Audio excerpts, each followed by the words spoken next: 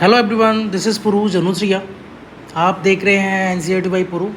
आज हम स्टार्ट करने वाले मैथ का एक टॉपिक है भिन्न। ठीक है, मैथ का एक टॉपिक है भिन्न, उसको अपन स्टार्ट करने वाले हैं। पार्ट्स में करेंगे, ज़्यादा लंबी वीडियो नहीं रखने वाले हैं, छोटी छोटी रखेंगे और एकदम पॉइंट टू पॉइंट अपन बात करेंगे। ठीक है, तो चलिए स्टार्ट करते हैं। सबसे पहले भिन्न क्या होती है? तो भिन्न एक ऐसी इकाई होती है जिसकी क्या है, कुल भाग के किसी एक भाग को अभिव्यक्त करती है, यानी कि एक्सप्रेस करती है। ठीक है, जितना भी कुल भाग है, फॉर एग्जाम्पल हो गया 9/16। ठीक है, तो जो 16 भाग है ना, ये 16 उसमें से 9 भाग है बस। ठीक है, कितना 7/16 बच गया है। जैसे फॉर एग्जाम्पल मैं देखता हूँ आपके लिए एग्जाम्पल लेता हूँ 1/4। ठीक है, 1/4 का मतलब क्या है, हमारे पास अगर 4 हिस्से हैं तो उसमें से सिर्फ एक हिस्सा है हमारे पास। ठीक है, 4 हिस्सों में से सिर्फ एक हिस्सा हमारे पास है, 3/4 दूसरा हिस्सा अलग है। ठीक है, यहाँ तक क्लियर है? यानी कि अंश जितना होगा ना उतना हिस्सा हमारे पास है, और हर जो होगा वो टोटल नंबर होगा। टोटल नंबर के सेंस कि इतनी टोटल वैल्यू उसकी है, ये कितनी भी हो सकती है, 1/100 हुआ। ठीक है, 1/100, तो 100 का सिर्फ हमारे पास एक हिस्सा है। ठीक है, बाकी के 99 हिस्से हमारे पास नहीं है। अगर कहीं लिख रहा है कि 53/100, तो फिर 100 में से हमारे पास ओनली 53 है, बाकी की 47 हमारे पास नहीं है। कितने बचे? 47। तो अंश जो होगा वो वैल्यू होती है जो हमारे पास अवेलेबल होती है, और हर जो होता है वो टोटल वैल्यू होती है। यहाँ तक आई थिंक सबको क्लियर होना चाहिए। अंश को न्यूमरेटर बोला जाता है और हर जो होता है उसको डिनोमिनेटर बोला जाता है। ठीक है, चलिए अब अपन बात करते हैं अगला टॉपिक, भिन्न की तुलना। भिन्न की तुलना। ठीक है, कुछ रूल्स हैं भिन्न के। डायरेक्टली क्वेश्चंस पूछे जाते हैं कि कौन सी भिन्न बड़ी है, कौन सी छोटी है। डायरेक्टली क्वेश्चंस पूछे जाते हैं तो हम उसके कुछ रूल्स हैं उनको देख लेते हैं एक बार, है ना।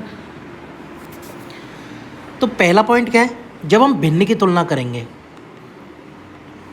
ठीक है, भिन्न की जब हम तुलना करेंगे तो हमें सबसे पहले क्या ध्यान देना है कि हम उसके हर को या फिर डिनोमिनेटर को बराबर कर लेंगे। ठीक है, जितने भी उसके हर होंगे तो हम उसके डिनोमिनेटर को बराबर कर लेंगे। तो ऊपर जो न्यूमरेटर आएगा, ठीक है, यानी कि जो अंश आएगा उसकी वैल्यू जितनी बड़ी होगी वो भिन्न उतनी ही बड़ी होगी। फॉर एग्जांपल अपन बात करते हैं 6/3, 4/3, 9/3, 1/3। ठीक है, तो आपको पता करना है कि इसमें सबसे बड़ी भिन्न कौन सी है। तो हमने क्या किया, हर को तो बराबर ले लिया। भाई अगर हम जिस संख्या में भाग देंगे अगर वो संख्या समान है, बराबर है, तो हमें भी कोई भी चीज़ की टेंशन लेने की ज़रूरत नहीं है, क्योंकि अब हमें डिपेंड करता है ऊपर वाली वैल्यू। ठीक है, ये आगे भी कर सकते हैं, हमने जनरल फॉर एग्जांपल के लिए लिया है ना। ये 3/1 आ जाएगा ऐसे करके। ठीक है, ये 2/1 आ जाएगा, वो छोड़ो, अपन एक जनरल एग्जांपल के लिया है हमने, है ना। तो क्या करेंगे, ये समान है, सभी में समान है। अब हम देखेंगे कि किसका जो अंश है वो बड़ा है, तो 9 का बड़ा है, ये बड़ी हो गई। उसके बाद इससे छोटा कौन है, 6/3। उससे छोटा कौन है, 4/3। उससे छोटा कौन है, 1/3। ठीक है, यहाँ तक क्लियर है? अरे भाई चलो मैं ऐसा करता हूँ, इसके कन्फ्यूजन को ही दूर कर देते हैं एक बार, नहीं तो फिर ये कन्फ्यूजन रहेगा। अपन 3 की जगह क्या कर लेंगे, अपन ले लेते हैं 7। ठीक है, 6/7, 4/7, 9/7 और 1/7। ठीक है, हमने यहाँ तक ये लिया। फिर हमने क्या किया, एक मिनट मैं इसको हटा देता हूँ भाई, हाँ ये हट गई। ठीक है, उसके बाद हमने क्या किया, इनके सभी के हर समान हो गए। ठीक है, अब जो भी संख्या छोटी बड़ी होगी हर की वजह से तो नहीं होगी, क्योंकि हर तो सभी का सेम है। तो संख्या छोटी बड़ी किसकी वजह से होगी, अंश की वजह से। अंश जितना बड़ा होता है संख्या उतनी बड़ी होती है। भाई जाहिर सी बात है कि जितनी वैल्यू हमारे पास होगी, भाई वैल्यू का मतलब क्या है, हमने अभी थोड़ी देर पहले क्या बात की थी कि इतनी वैल्यू हमारे पास है, इतनी वैल्यू हमारे पास है। ठीक है, इतनी वैल्यू हमारे पास है, इतनी वैल्यू हमारे पास, तो हमारे पास जितनी वैल्यू, आप देख रहे हो कि हमारे पास 4 में से केवल एक ही है। कोई ऐसा भी है जिसके पास 4 में से 3 है।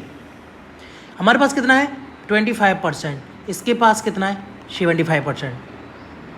मुझे लग रहा है आपको क्लियर हो रहा होगा चीज़ें, ठीक है ना। अगर 4 में से हमारे पास सिर्फ एक ही है और किसी के पास 4 में से 3 हिस्से हैं, तो जिसके पास ज़्यादा हिस्से हैं उसकी संख्या बड़ी होगी ना, इट्स नेचुरल।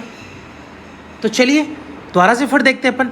अंश इनका डिफरेंट है, हर इनका समान है, तो हर की वजह से कुछ नहीं होना जाना। अब देखो कि अंश किसका कितना बड़ा है, तो सबसे बड़ा अंश कौन सा है इसमें, 9 हो गया, ठीक है। तो हमने सबसे बड़ी संख्या क्या रख ली, 9/7। फिर उसके बाद 9 से छोटा कौन है, 4 तो नहीं है, 1 भी नहीं है, कौन है, 6 है, ठीक है। तो हमने संख्या रख ली 6/7। उससे छोटा कौन है, उससे छोटा है 4, तो हमने क्या संख्या रखी, 4 और नीचे वही 7। फिर उससे छोटा क्या, 1, या हमने रखा 1/7, ठीक है। तो ये इसका घटता हुआ क्रम हो गया। सबसे बड़ा 9/7, 6/7, 4/7, 1/7। आई थिंक यहाँ तक क्लियर होना चाहिए, यहाँ तक कोई डाउट नहीं होगा किसी को, ठीक है ना। क्योंकि जिसका अगर हर समान है तो अंश जितना बड़ा उतनी उसकी संख्या। अभी दूसरी बात करते हैं, दूसरा अपन पॉइंट लेते हैं कि अगर अंश समान है तो क्या होगा।